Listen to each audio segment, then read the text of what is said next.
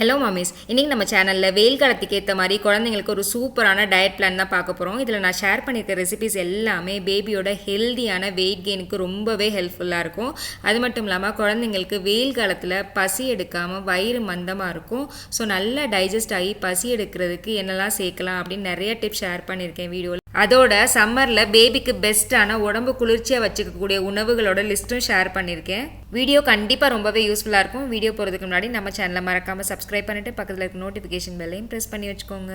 நான் இங்கே கொடுத்துருக்க உணவுகள் எல்லாமே குழந்தைங்களுக்கு வெயில் காலத்தில் பாடி ஹீட் கண்ட்ரோல் பண்ணக்கூடிய உணவுகள். நீங்கள் இதை ஸ்க்ரீன்ஷாட் கூட எடுத்து வச்சுக்கலாம். இதில் ஏதாவது டவுட் இருந்தால் நீங்கள் எனக்கு கமெண்ட்டில் கேட்கலாம். இப்போ வாங்க மீல் பிளான் பார்க்கலாம்.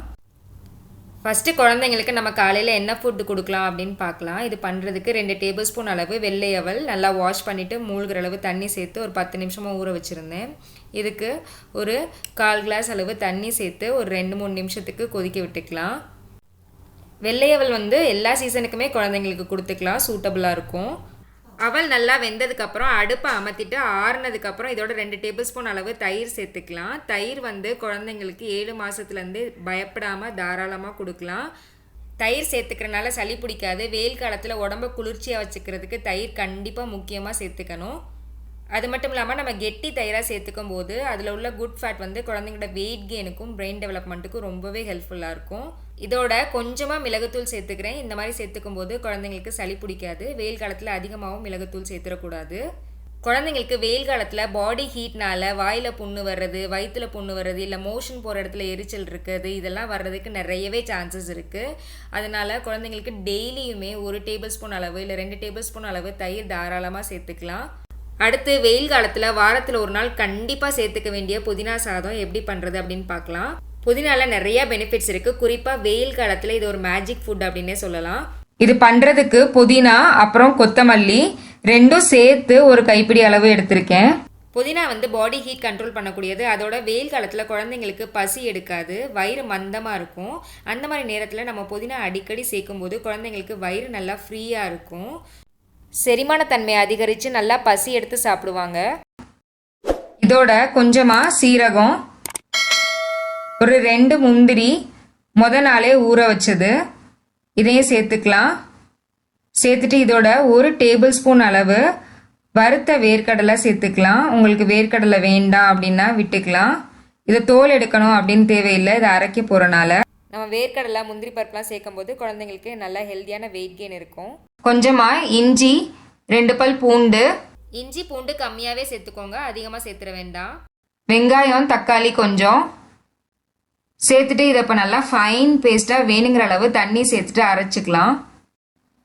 அரைச்சதுக்கப்புறம் ஒரு கடாயில் நல்லெண்ணெய் சேர்த்துட்டு இதோட நம்ம அரைச்சி வச்சிருக்க பேஸ்ட்டையும் இதில் சேர்த்துக்கலாம்.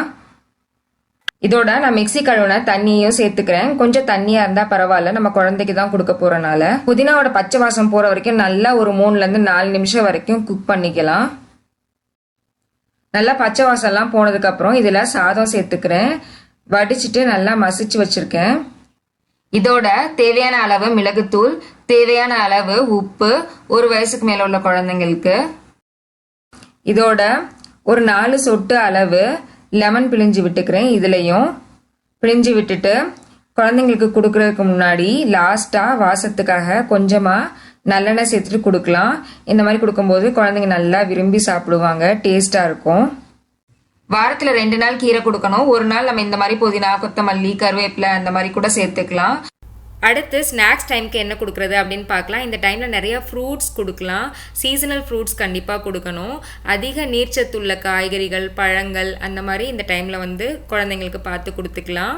பழங்கள்னு பார்த்தீங்கன்னா வாட்டர் மெலன்லாம் இந்த டைமில் நல்லா கிடைக்கும். அப்புறம் கிரேப்ஸு, பேரிக்காய், ஆப்பிள் இதெல்லாம் கூட கொடுத்துக்கலாம். ஃப்ரூட்ஸ் சளி பிடிக்கும் அப்படின்னு பயப்படாதீங்க. ஃப்ரூட்ஸ் கண்டிப்பாக சேர்த்துக்கணும் குழந்தைங்களுக்கு. சில குழந்தைங்களுக்கு சில ஃப்ரூட்ஸ் ஒத்துக்காமல் இருக்கலாம்.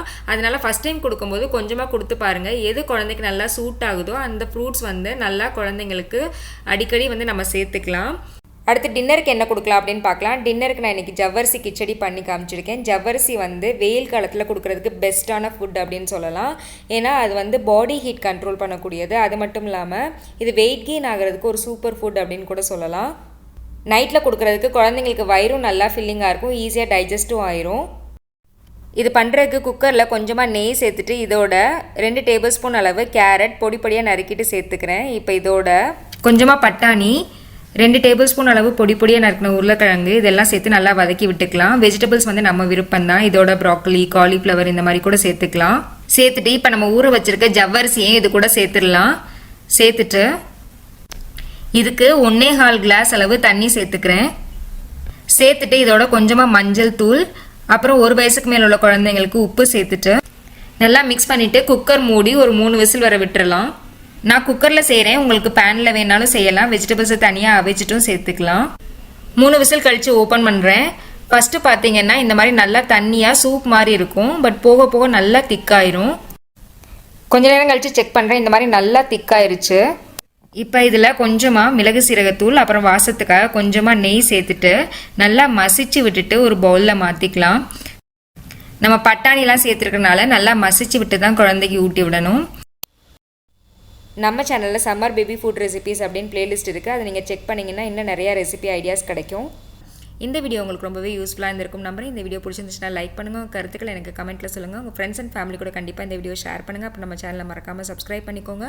நெக்ஸ்ட்டும் இதே மாதிரி ஒரு யூஸ்ஃபுல்லான இன்ட்ரெஸ்டிங்கான வீடியோவில் மீட் பண்ணுறேன். தேங்க்யூ.